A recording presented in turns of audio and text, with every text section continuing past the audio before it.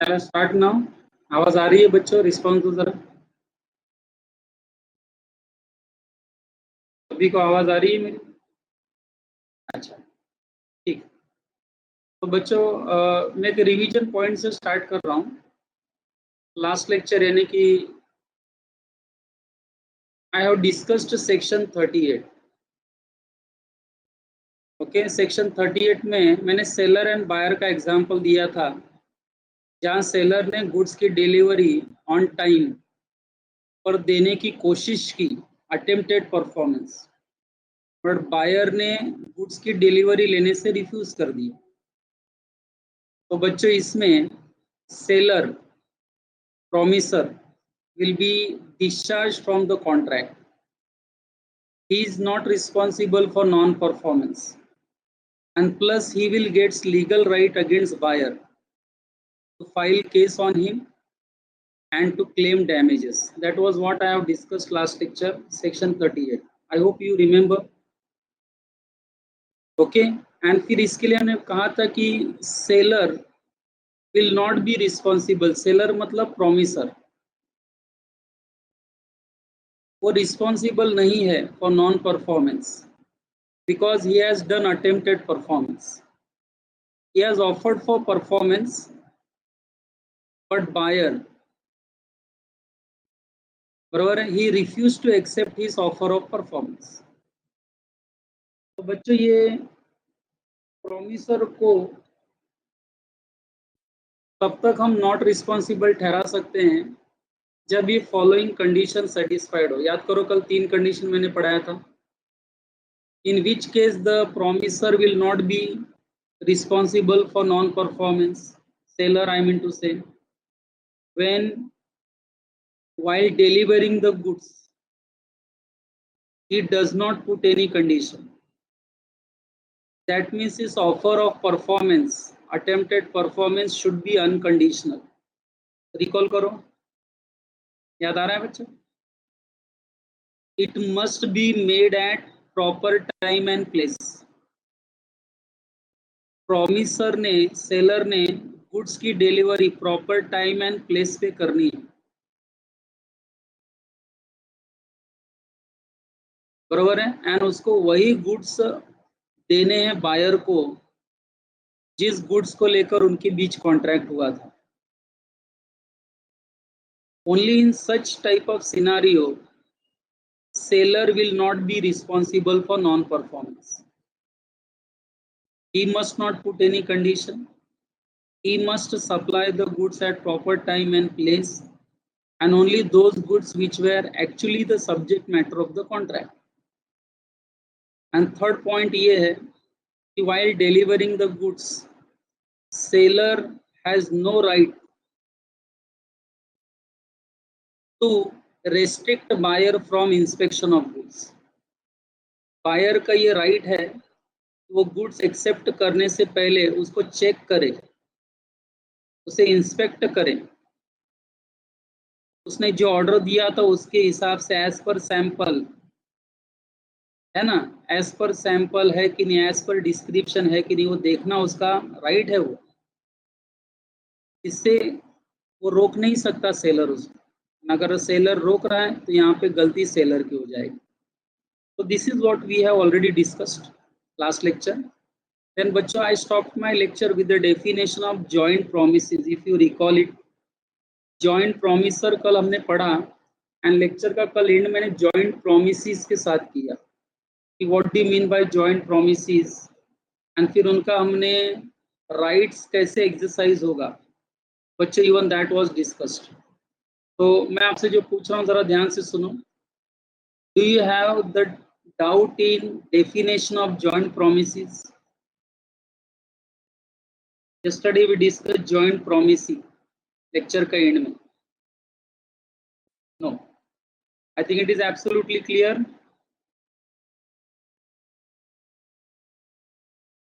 So let us start. Section 39. बच्चों section 39 का heading notes अगर आप पढ़ पा रहे हो तो जरा पढ़ो, क्या है लिखा है heading? Effect of refusal of party to perform promise. बच्चों नाउ सेक्शन 39 में इसको बताने के लिए, बहुत ही क्लियरली समझाने के लिए सेक्शन 38 याद करो। उसमें मैंने किसका एग्जांपल लिया था? Seller and buyer. कौन उसमें गुड्स लेने से मना कर रहा है, यानी कि रिफ्यूज कर रहा है? कौन सी पार्टी रिफ्यूज कर रही थी? बायर, बरोबर है। लेकिन सोचो, बायर की जगह सेलर, प्रॉमिसर, जिसने प्रॉमिस किया है गुड्स डिलीवर करने का, अगर वही अपना प्रॉमिस फुलफिल नहीं करता है, परफॉर्म नहीं करता है, जिस दिन उसको गुड्स की डिलीवरी देनी थी उस दिन या उस दिन के पहले वो बायर को फोन करके कहता है कि मैं ब्रीच ऑफ कॉन्ट्रैक्ट कर रहा हूँ, आपके साथ जो कॉन्ट्रैक्ट किया था वो मैं पूरा नहीं कर सकता हूँ, I am unable to complete contract with you. तो बच्चे यहाँ पर now you first type and give me the answer. कौन कॉन्ट्रैक्ट को तोड़ रहा है, सेलर या बायर? तो आप बोल सकते हो यहाँ पे परफॉर्मेंस हुआ है क्या? इस केस में परफॉर्मेंस हुआ है? नो। तो जब बच्चों परफॉर्मेंस ही नहीं हुआ तो मैं इसको ना तो एक्चुअल परफॉर्मेंस बोल सकता हूँ ना ही अटेम्प्टेड। ये अटेम्प्टेड परफॉर्मेंस भी तो नहीं है, सीधा मना कर देता है। बच्चों मान लो मैंने A1 को मैंने प्रॉमिस किया है कि मैं लॉ आके पढ़ाऊंगा, तो I am a promiser. And law पढ़ाने से पहले ही मैं दोषी सर को बोलता हूँ कि sir I am unable to teach law, मैं नहीं आ रहा हूँ आपके यहाँ पढ़ाने के लिए। तो क्या ये अटेम्प्टेड परफॉर्मेंस है क्या? इनफैक्ट ये परफॉर्मेंस ही नहीं है। तो अब बताओ, अगर सेलर ने गुड्स की डिलीवरी देने से मना कर दिया तो अब लीगल राइट्स किसको मिलेगा? प्रॉमिसर को या प्रॉमिसी को?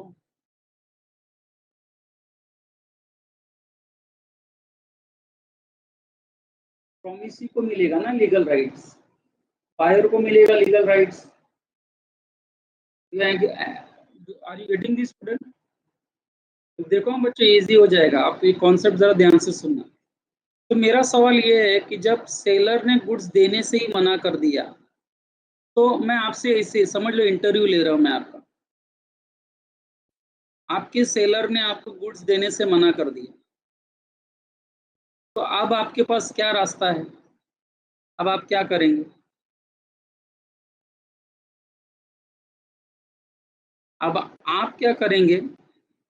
आप कॉन्ट्रैक्ट को अपने तरफ से कैंसिल समझ लेंगे। कॉन्ट्रैक्ट इज डिस्चार्ज, हितेन ने लिख दिया आंसर। यहाँ कॉन्ट्रैक्ट डिस्चार्ज हो जाता है, बरोबर है। कॉन्ट्रैक्ट डिस्चार्ज तो हो गया, खत्म हो गया दो लोगों के बीच में। लेकिन आपको लगता नहीं for this non performance by the seller, buyer को जरूर कुछ ना कुछ नुकसान हुआ होगा? मानते कि नहीं इस बात को? तो वो जो नुकसान हुआ है, डैमेजेस हुआ है, आपको लगता नहीं वो डैमेजेस क्लेम कर सकता है?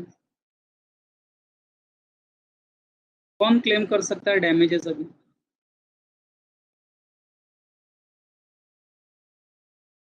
बायर क्लेम कर सकता है, बरोबर है। बायर क्लेम कर सकता है। तो बच्चों ये एकदम क्लियर कट एग्जांपल था। सेक्शन 39 ये इसको कवर करता है। 38 में क्या हो रहा था कि सेलर अपना अटेम्प्टेड परफॉर्मेंस दे रहा था लेकिन बायर रिफ्यूज कर रहा था। एंड 39 में क्या है? सेलर खुद ही रिफ्यूज कर रहा है। अटेम्प्टेड परफॉर्मेंस की तो छोड़ो, उसको जो प्रॉमिस पूरा करना है वो सीधा मना कर रहा है प्रॉमिस पूरा करने से। So this will be covered under section 39। But जब हम पढ़ेंगे ना बच्चों सेक्शन 39, तो आपको एक और एंगल नजर आएगा। ये बहुत ही इंटरेस्टिंग पार्ट है इसका। अभी तो हमने एक ही एंगल पढ़ा कि बायर कॉन्ट्रैक्ट को डिस्चार्ज कर देगा, टर्मिनेट कर देगा बायर, एंड बायर वही सामान किसी और से खरीदने जा सकता है। पॉसिबिलिटी है कि नहीं, क्योंकि उसको जल्दी है। बट बच्चों जब हम पूरा पढ़ेंगे तो आपको एक और एंगल नजर आएगा. Very important example is given here. So जरा नोट्स पे ध्यान दो ना बच्चों. Let me explain this with the help of notes. According to section 39 क्या लिखा है? When party to a contract has refuse to perform. यानी बच्चों किसकी बात हो रही है यहाँ पे? When party to a contract has refuse to perform. That means who has refuse to perform here? Promiser. जिसने प्रॉमिस किया था ना परफॉर्मेंस देने का, अब वो रिफ्यूज कर रहा है कि मैं परफॉर्मेंस नहीं दूंगा. और disabled himself from performing is promise in entirety. मतलब थोड़ा प्रॉमिस पूरा किया था, बीच में ही काम छोड़ के चले जाना. ये मतलब समझ लो. और disabled himself from performing is promise in its entirety. मान लो बच्चों मुझे 6 महीना लेक्चर लेना है. 1 महीना लेक्चर लिया मैंने, और उसके बाद मैंने दोषी सर को कह दिया कि मैं लेक्चर को नहीं आ रहा हूँ, जाओ नहीं आऊंगा. तो बच्चों यहाँ कुछ तो परफॉर्म किया कि नहीं मैंने? But have I perform it in entirety? क्या पूरा परफॉर्मेंस दिया क्या मैंने? नहीं. अगर ऐसा भी केस होता है तो भी बच्चों क्या लिखा है? The promisee. अंडरलाइन करना. सामने वाला party promisee may put an end to the contract. में लिखा है, मस्ट नहीं. यही मैं बात कर रहा था कि दो चीजें निकल के आएंगी. क्योंकि यहाँ प्रोमिसी के पास दो ऑप्शन आ जाएंगे. वो ये कॉन्ट्रैक्ट तोड़ देगा प्रोमिसर के साथ, क्योंकि promisor is unable to perform. बरोबर है. He promisee may put an end to the contract unless. बच्चे एक दरवाजा यहाँ और खुला है देखो. Unless he has signified. He मतलब promisee. Unless he has signified by words or conduct his acquiescence in its continuance. बच्चों मैंने unless वर्ड से जो पढ़ा, tell me honestly, have you understood? I'm going to explain that. मैं आपसे पूछ रहा हूँ, have you understood that? उसके पहले तक समझा कि नहीं आपको? The promisee may put an end to the contract. That is what we are expecting it. जब सामने वाला गुड्स सप्लाई करेगा ही नहीं तो बायर बैठा तो नहीं रहेगा. बोलेगा ठीक है बाबा कॉन्ट्रैक्ट कैंसिल हमारे बीच का, मैं किसी और से खरीद लेता हूँ. ये बात तो कंफर्म है. बट मैंने जो एक्स्ट्रा पढ़ा, unless he has signified by words और conduct his acquisitions in its continuance. बच्चे इसको, ये लाइन को समझाने के लिए मैं जो एक एग्जांपल ले रहा हूँ, आपको एग्जांपल पे ध्यान दो जरा.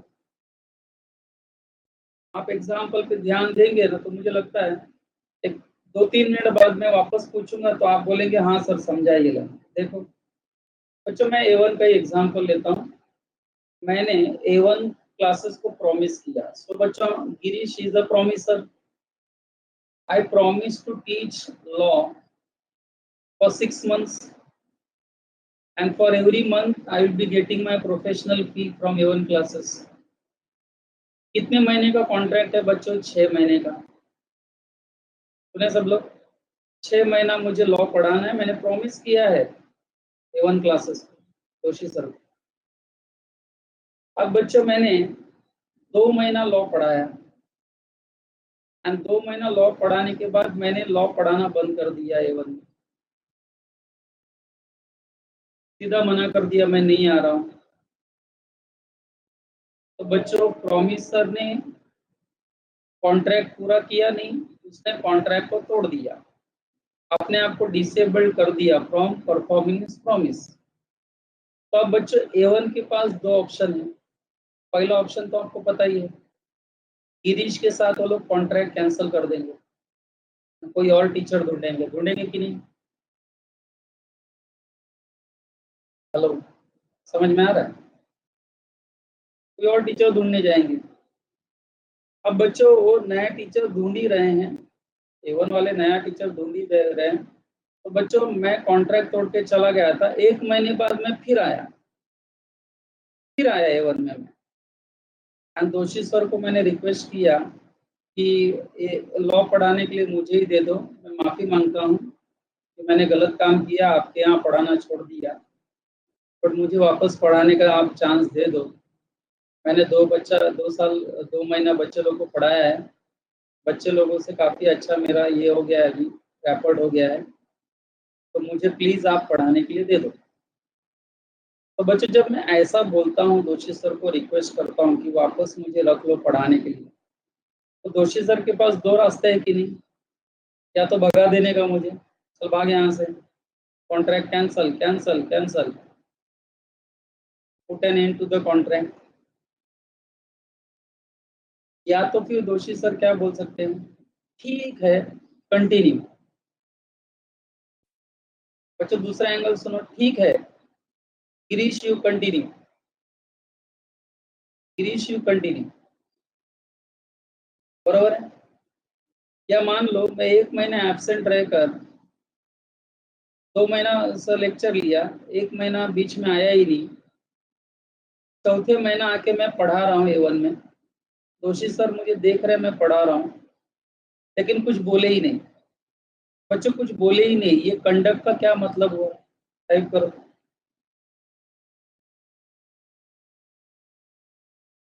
मुझे पढ़ाता हुआ देखकर उन्होंने कुछ बोला ही नहीं मुझे, इसका इसका क्या मतलब निकला?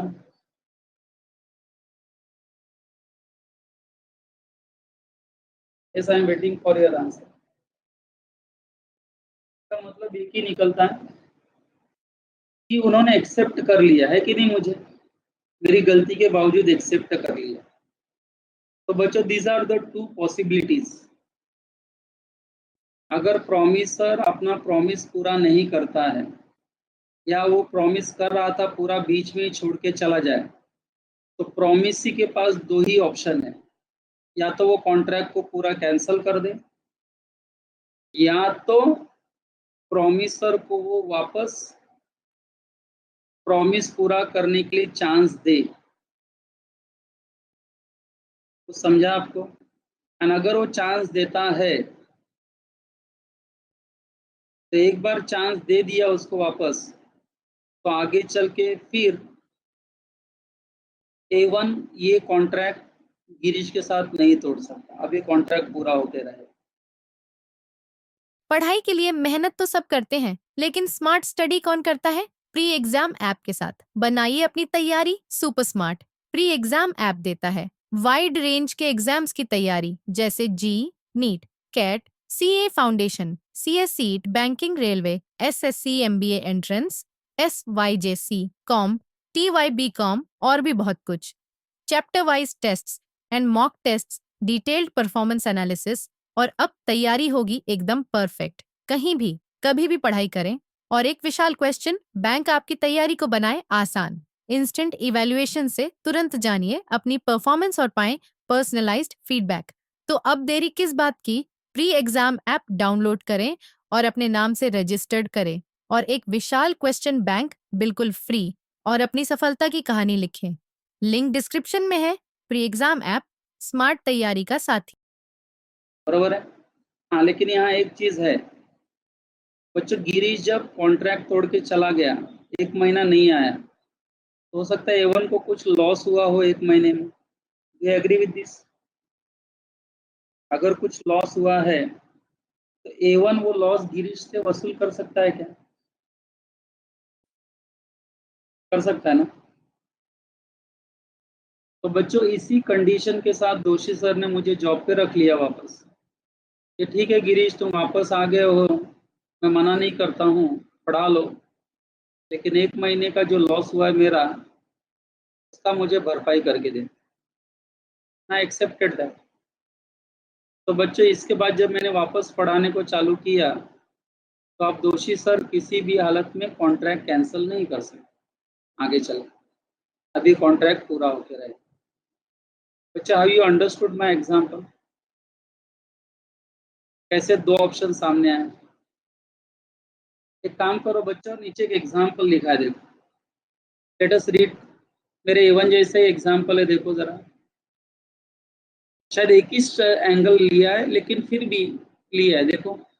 ए सिंगर सिंगर है, enters into contract with B, manager of a theater, to sing at his theater 2 nights every week during next 2 months. किसने प्रॉमिस किया किसको?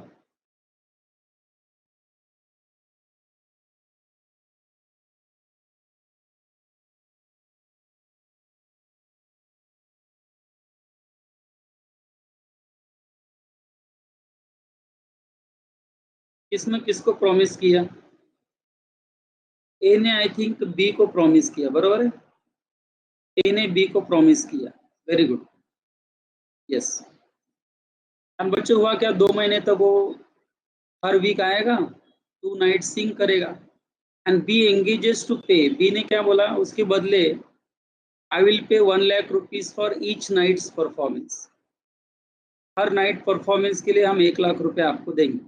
बच्चे ये कॉन्ट्रैक्ट हो गया है, लेकिन हुआ क्या देखो, ऑन सिक्स्थ नाइट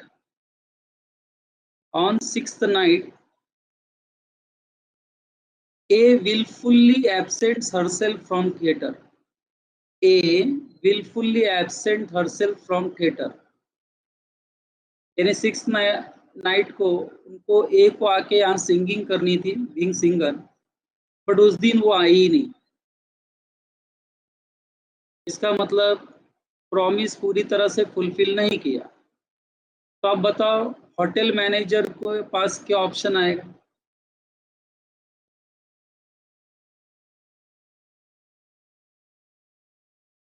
दो ऑप्शन है कि नहीं? या तो कॉन्ट्रैक्ट को कैंसिल कर दे, मैटर खत्म, सिंगर के साथ कॉन्ट्रैक्ट कैंसिल,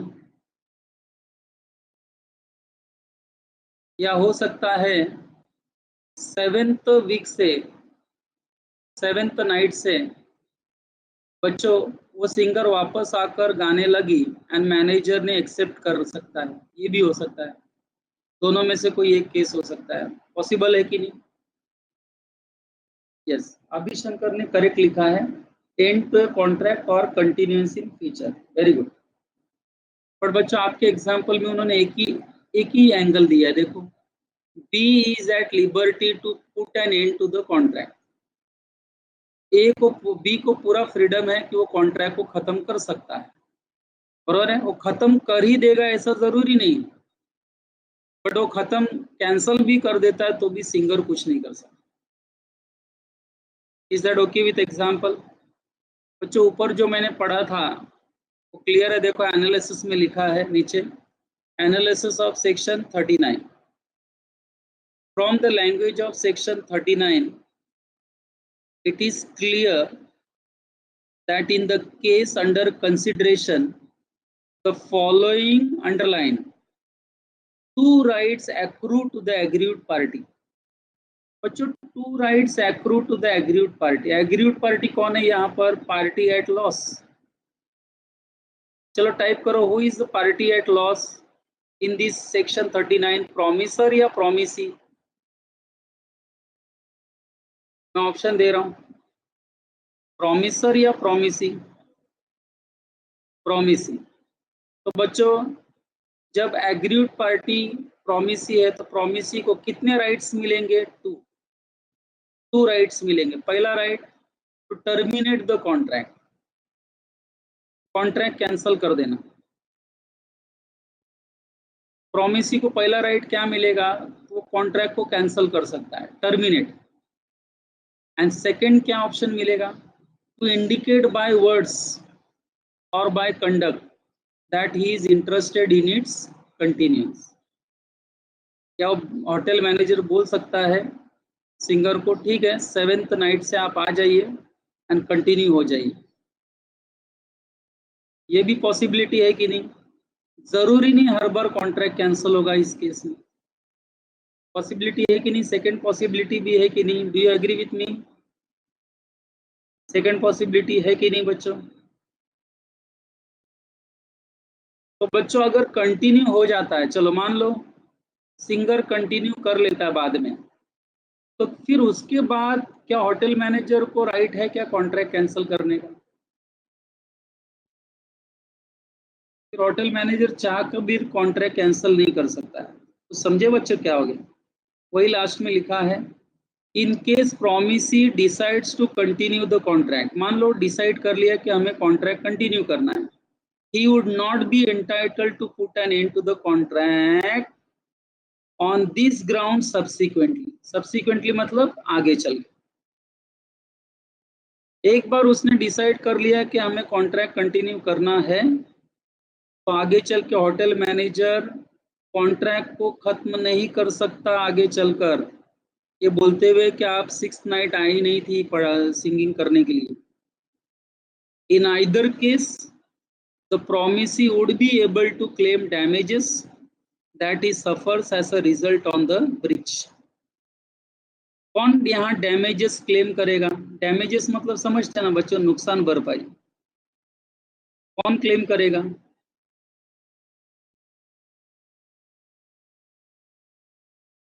मैनेजर बी। वो कॉन्ट्रैक्ट को एंड नहीं कर सकता है, but at least he can will get a right to claim damages from the singer. जिस दिन आप एब्सेंट थी उस दिन मेरा इतना नुकसान हुआ है, उतना तो मुझे आप दे दो। तो बच्चों मैं क्या अजम्पशन करूं, सेक्शन 39 क्लियर है सबको? 38 में क्या था बच्चों? प्रॉमिस ही गलती कर रहा था, प्रॉमिसर सही था। एंड 39 में क्या है? प्रॉमिस ही सही है, प्रॉमिसर गलती कर रहा है। रिवर्स समझ में आ गया सबको? याद रहेगा आपको अच्छे से? आपको दोनों सेक्शन का डिफरेंस समझा ना बच्चों, तो आपको याद रहेगा। एक भी पढ़ेंगे ना दूसरा अपने आप समझ में आ जाएगा। किसी को डाउट है तो प्लीज टाइप कीजिए, कुछ डाउट है तो।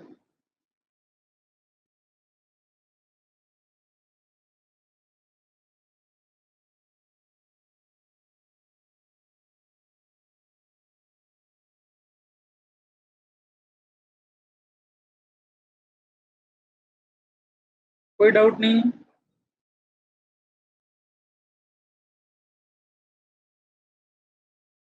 चलो सो कंटिन्यू बच्चों। After completing section 39, next heading जो आपके सामने है दैट इज लाइबिलिटी। अभी शंकर क्या डाउट है? सर ये पहले से बोल दे कि मैं 2 या 3 डेज एब्सेंट रहूंगी तो भी डैमेजेस नहीं, because that is part of contract ना अभी Shankar. that is that becomes a integral part of your contract already decided। मैंने भी जब लेक्चर लिया ना बच्चे, यहाँ चालू किया ना, तो मैंने दोषी सर को क्लियर कट बोल दिया था कि सर मैं नेटिव प्लेस जाऊंगा 15 दिन 20 दिन पहले ही बोल देता हूँ। ये बात और है कि लॉकडाउन हो गया बाद में, लेकिन मैंने पहले ही बोला था उसको, है कि नहीं? हाँ धवल क्या था सर, उसको ठीक नहीं होगा तो ये भी हो सकता है, बरोबर है। अब तबीयत खराब हो जाए किसी की तो उसको इंटीमेट करना चाहिए ना कि ऐसा ऐसा प्रॉब्लम हो गया है, तो कॉन्ट्रैक्ट फिर कैंसिल नहीं हो सकता है, कॉन्ट्रैक्ट कंटिन्यू रहेगा, because that is on the ground of health. अब प्रोफेसर में से किसी की हेल्थ बिगड़ जाए, लेक्चर न ले, तो दैट मीन्स प्रोफेसर ने ब्रीच ऑफ कॉन्ट्रैक्ट किया, ऐसा नहीं। यहाँ क्या हो गया मालूम है? सिंगर बराबर आ रही थी सिंगिंग करने के लिए, एंड 6th नाइट को अपने आप को उसने एब्सेंट कर लिया विदाउट गिविंग वैलिड रीजन या विदाउट वैलिड रीजन। अगर उस दिन वो फोन कर दी होती कि सर मैं नहीं आ रही हूँ, मेरी तबीयत खराब है। अब ऑफिसर्स में भी देखो ना, पेरेंट्स हमारे जाते हैं ना, तबीयत खराब रहती है तो बॉस को फोन कर देते हैं, तो क्या बॉस निकाल देते हैं क्या जॉब से? क्या ब्रीच ऑफ कॉन्ट्रैक्ट होता है क्या बच्चों? That is understood. बट कुछ लोग ना जानबूझ के भी तो करते हैं ना ये सब, पर्पसफुली भी करते हैं। कॉन्ट्रैक्ट करेंगे हम, पूरा ही नहीं करेंगे, तो उनके लिए है। Are you getting this? चलो नाउ बच्चों, liability of joint promisors and promisee लिखा है। दैट मीन्स यहाँ दोनों की बात होगी। What is the liability of joint promisors and liability of promisee, बराबर है। जॉइंट प्रोमिसी भी आप बोल सकते हो। So let us start. ये ऑलरेडी हमने पढ़ा हुआ है, इसलिए मुझे लगता है कि आपको ये इजी लगेगा, क्योंकि हमने ऑलरेडी डिस्कस किया है बच्चों। When we were discussing the definition of joint promisors and joint promises, ये आपने ऑलरेडी पढ़ा हुआ है। क्या लिखा है देखो, devolution of joint liabilities. Okay, ध्यान से सुनना बच्चों। When two or more persons have made joint promise, तो उनको हम जॉइंट प्रोमिसर बोलते हैं कि नहीं? एक से ज्यादा, दो से ज्यादा लोग बच्चों कोई जॉइंट प्रॉमिस देते हैं किसी को, वो जॉइंट प्रोमिसर्स हो जाते हैं। When two or more persons have made joint promise, then unless contrary intention appears from the contract, all such persons मतलब joint promisers during their joint lives अपना प्रॉमिस फुलफिल करना है, and after the death of any one of them, his representative jointly with survivor or survivors promise पूरा करना है, and after the death of last survivor, the representatives of all jointly must fulfill the promise। बच्चों आपको लगता नहीं हमने पढ़ा ही? ABC का एग्जाम्पल लेकर याद आया? पढ़ा हुआ है। एक मर गया तो फिर उसका लीगल रिप्रेजेंटेटिव बाकी लोगों के साथ प्रॉमिस फुलफिल करेगा। सभी मर गए तो सभी के लीगल रिप्रेजेंटेटिव प्रॉमिस पूरा करेंगे। पढ़ा है हमने, वही तो है, सेम लाइबिलिटी। बच्चे जॉइंट प्रोमिसर्स की लाइबिलिटी क्या है? तो वही है कि जॉइंट प्रोमिसर्स जब तक जिंदा हैं वो अपनी लाइबिलिटी को पे करेंगे। उसमें से किसी की डेथ हो गई तो उसके घर वाले रिमेनिंग जॉइंट प्रोमिसर्स के साथ लाइबिलिटी पूरा करेंगे। सभी मर गए तो सभी के लीगल रिप्रेजेंटेटिव्स आकर लाइबिलिटी पूरा करेंगे। बच्चे ये हमने ऑलरेडी पढ़ा है। एनालिसिस ऑफ सेक्शन 42 एक बार वापस पढ़ते हैं, रिवीजन है ये। इफ टू और more persons have made joint promise, ordinarily मतलब generally, all of them during their lifetime must jointly fulfill the promise. After the death of any one of them, his legal representative jointly with survivor, यानी जो बचे हुए और survivors should do so. After the death of last survivor, the legal representatives of all the original co-promisers मतलब joint promisers must fulfill the promise। बच्चे काम करो, example पढ़ो क्या लिखा है।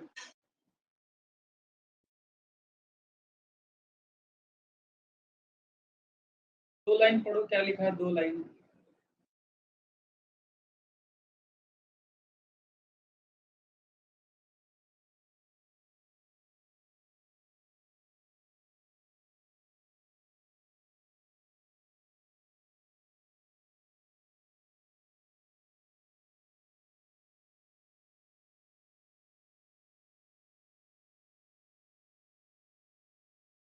Yes, understood. बच्चों अभी आप नेक्स्ट पेज पे आएंगे, अगर कोई प्रोमिसर इंसॉल्वेंट हुआ तो, यस वेरी गुड इतन, ये जो डाउट है इंसॉल्वेंट का ये अभी आने वाले पॉइंट में आ जाएगा, आएगा आगे आएगा। मैं बताऊंगा कि इतन का डाउट मैंने सॉल्व कर दिया, आगे आएगा। तो बच्चों अभी आपको जो एग्जाम्पल पढ़ने के लिए कहा, नेक्स्ट पेज पर एक और लाइन लिखा है, दिस रूल, ये जो ऊपर आपने पढ़ा ना कि सभी जॉइंट प्रॉमिसर्स अपना प्रॉमिस पूरा करेंगे, एक मरेगा तो उसमें से उसका लीगल रिप्रेजेंटेटिव बाकी लोगों के साथ पूरा करेगा, सब मर गए तो सबके लीगल रिप्रेजेंटेटिव पूरा करेंगे। बच्चों ये रूल कब एप्लीकेबल है? ये जो अभी हमने रूल पढ़ा ये कब एप्लीकेबल है? Only if contract reveals no contrary intentions. Very important line. तो क्या मतलब निकलता है? This rule is applicable only if contract reveals no contrary intentions. मतलब ऊपर का रूल तभी एप्लीकेबल है when contract is not based on personal consideration। याद करो जरा कितना इंपॉर्टेंट हो रहा है, देखो। when contract is not based on personal consideration, but if I ask you, reverse कर देते हैं, कॉन्ट्ररी इंटेंशंस बताते हैं हम लोग अपना रिवर्स। अगर पर्सनल कंसिडरेशन पर बेस्ड है तो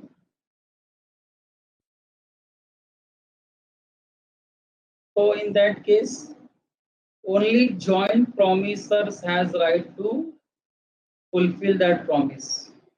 उनके लीगल रिप्रेजेंटेटिव्स का कोई रोल नहीं होगा।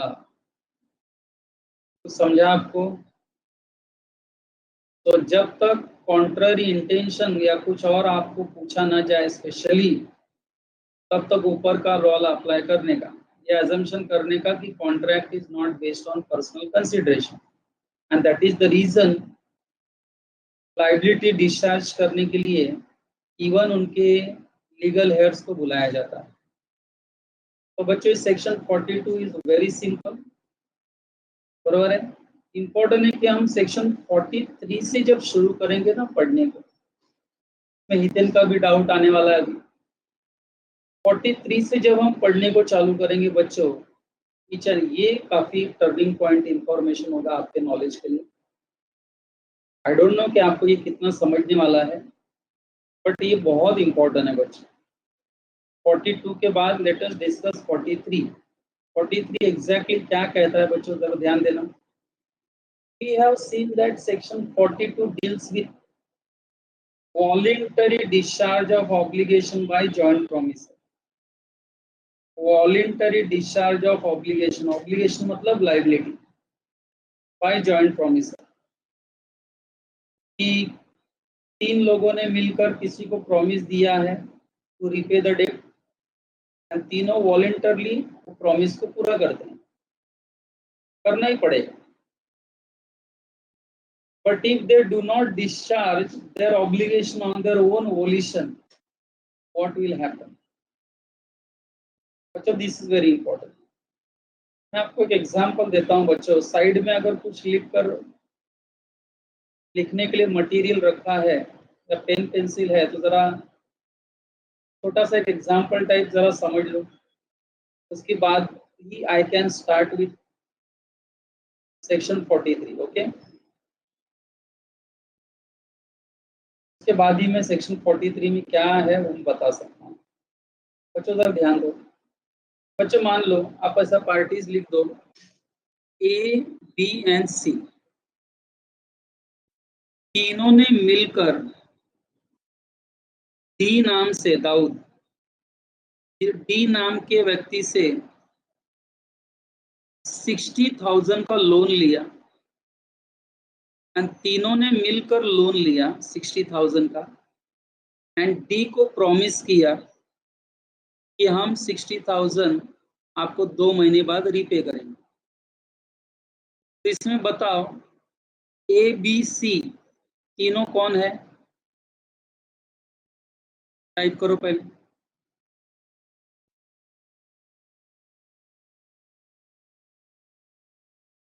एंड डी कौन है? डी, दाऊद।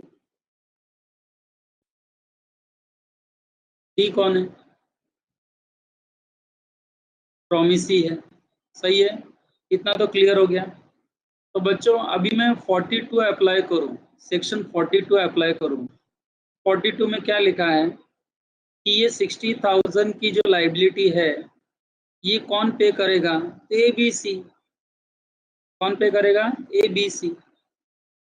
ए मर गया तो एक घर वाले बी एंड सी के साथ ही रीपे करेंगे, एंड तीनों मर गए तो तीनों के घर वाले इसको रीपे करेंगे। ये है सेक्शन 42। कितना आसानी से हमने समझ लिया। लेकिन क्वेश्चन ये है कि 60,000 ए बी सी ने लोन लिया एंड उसको रीपे करने का प्रॉमिस दे दिया। सही है। अब बच्चों 2 महीने बाद डी जब पैसा लेने आया, डी जब पैसा लेने आया तो उसको ए एंड बी मिले, डी नहीं था। तो डी ने पूछा मेरा पैसा दे दो, तो ए एंड बी ने उसको क्या कहा? सी नहीं है, सी बाहर है, वो आ जाए तब तुम ले लो। डी चला गया। दूसरे दिन डी वापस आया तो बी एंड सी थे, ए नहीं था। तो बी एंड सी ने क्या कहा? ए नहीं है, तुम कल आ जाओ। बच्चों आपको समझा मैं क्या बोल रहा हूँ? अब तीनों ने प्रॉमिस दिया है, जॉइंट प्रॉमिसर है, तो तीनों को रीपे करना है ना उसे।